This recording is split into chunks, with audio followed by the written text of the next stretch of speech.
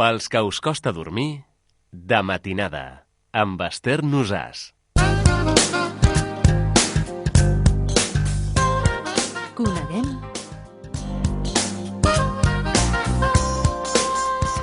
Dintre de la secció Coneguem, intentem mostrar associacions i fundacions arreu de Catalunya per tal de conèixer-les una mica millor.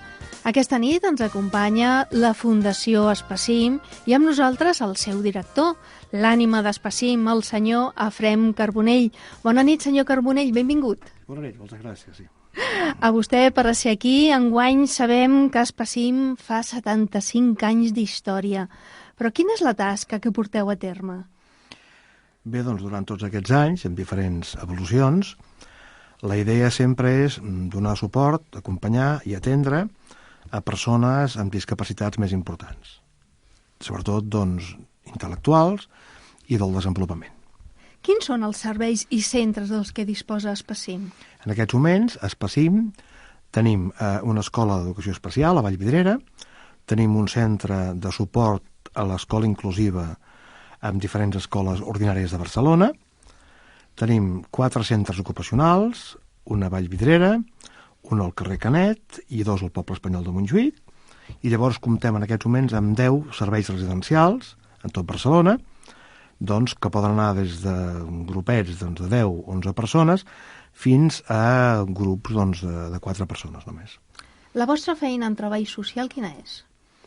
De fet, el treball social, tal com l'entenem, és hi ha un problema, és a dir, una família té un nen amb discapacitat, o un fill amb discapacitat, per tant, aquest problema li calen solucions, li calen respostes.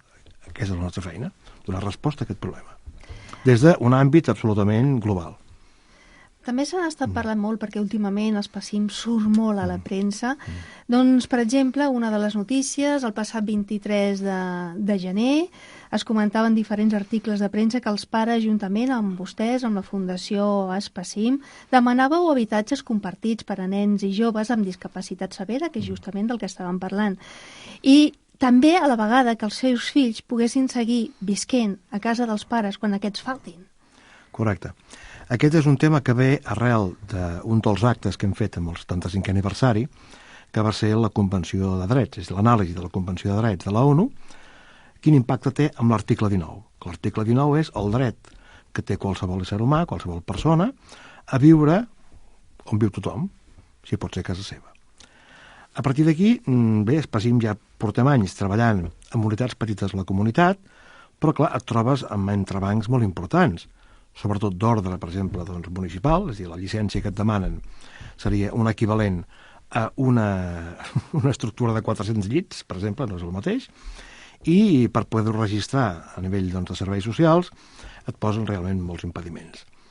La idea seria, doncs bé, intentar avançar cap a estructures petites dins de la comunitat que a poc a poquet anessin buidant les grans institucions, que entenem que és un camí que s'ha seguit, que no seria el més adient.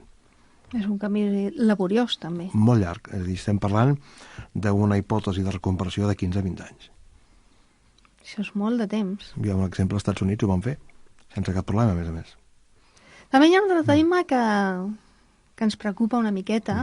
S'està parlant també molt de l'escola inclusiva. Correcte. I s'està llegint de tot. Podríem dir que l'escola normal, entre cometes, sempre entre cometes, i opinió meva, es pot posar impediments? A veure, jo entenc l'escola un lloc on hi ha nens. Els nens no posen cap impediment, tot el contrari. Els nens són els aliats número 1 per l'escola inclusiva. El problema és que perquè una escola avanci doncs, cap a ser una escola inclusiva, hi ha diferents factors que hem de tenir en compte, no? Un és que hi ha d'haver uns marcs jurídics i legals molt clars. Tenim en aquests moments una Convenció de Drets que ho deixa claríssim. Tenim una LEC a Catalunya que ho deixa molt clar també. És l'esperit de l'escola inclusiva. Hi ha d'haver també un impuls polític. És obvi que aquests últims 3-4 anys, en nom de la crisi econòmica, potser doncs, no s'ha fet tot el que caldria, en nom de la crisi econòmica. Cal també formar els mestres. Un mestre que no està format doncs, per poder donar resposta a un alumne una mica diferent o bastant diferent dels altres, evidentment té por. Per tant, l'has d'ajudar. És evident, per tant, doncs, que aquí hi ha una feina a fer important, no només en formació de grau, sinó en formació continuada. És evident que si l'escola inclusiva, l'escola en aquest cas ordinària, no té uns contraforts, és impossible que pugui tirar endavant. Què vol dir aquests contraforts? Vol dir uns equips d'assessorament psicopedagògic que ajudin, vol dir unes unitats de suport a l'educació especial, vol dir unes escoles d'educació especial, tal com preveu la LEC, que puguem donar suport des de la concertació educativa també a aquestes escoles, que és una de les feines que fem, vol dir que les famílies les has d'escoltar. Tot això en parlarem el dia 3 d'abril, doncs, on fem unes jornades que inaugurarà la consellera Rigau, doncs, a l'Acadèmia Mèdica. I tots aquests temes, durant tot un dia, durant 12 hores, els treballarem. A més, a les jornades hi haurà una conferència inaugural del doctor Gordon Porter, que és la màxima autoritat en aquesta matèria. És entrada lliure, pot anar-hi tothom? A veure, són 32 euros, esmorzar i dinar inclòs. Per tant, tirat de breu. I tant que sí, i a més per una bona causa. I tant que sí. Bé, ben segur, senyor Carbonell, que en aquests moments tot el que està comentant hi ha molta gent que li està arribant i també es pregunten si té la possibilitat, la Fundació Espacim, de fer voluntaris. De quina manera podem ajudar-vos? Per exemple, torno a les jornades el dia 3 d'abril, és a dir, el 99,9% de gent que hi haurà allí són voluntaris. Des de l'empresa que organitza congressos, que ho faran voluntàriament, fins a l'equip de traducció simultània, que ho faran voluntàriament durant 10 hores, totes les hostesses, tot el que seria el menjar, l'esmorzar, tot serà gent que faran aportacions voluntaris. Poso un exemple concret. Espacim el voluntariat és la quarta pota bàsica per poder tirar endavant, no?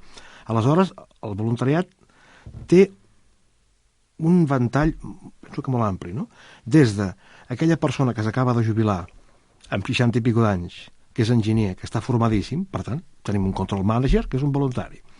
Des d'aquella persona, que té un carnet de conduir i vol fer diferents encàrrecs. Tenim un voluntari que farà diferents encàrrecs.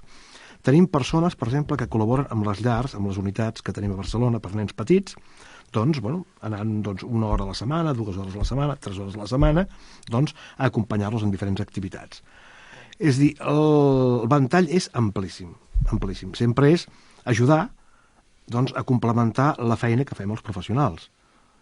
I sense aquest equip de voluntaris, que és molt ampli, estem parlant de moltíssimes persones. És a dir, a les jornades del dia 3, segurament que hi haurà allí més de 50 voluntaris, en aquest sentit, que hauran col·laborat. Per tant, sort n'hi ha dels voluntaris. Tots aquells que vulguin portar des de materials per l'escola, també és possible, aportacions econòmiques. I tant, tenim una fundació que a més desgrava.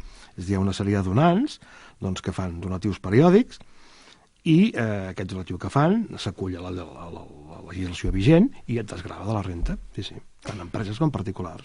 Doncs bé, aleshores, senyor Carbonell, em veig obligada totalment i ja per acabar, de quina manera podem contactar amb la Fundació Espacim?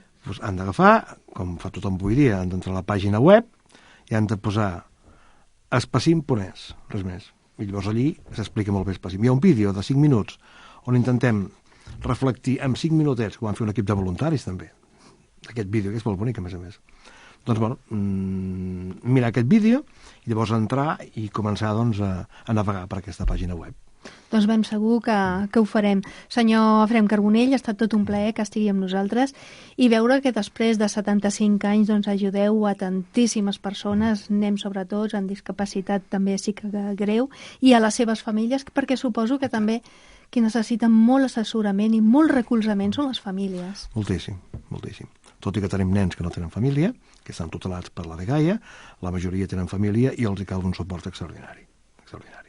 Bé, doncs recordem el correu electrònic que us podeu posar en contacte amb Espacim. És espacim@espacim.com o bé podeu trucar al 93 401 84 0, perquè tota ajuda és benvinguda. Moltíssimes gràcies, senyor Carbonell, i molt bona nit.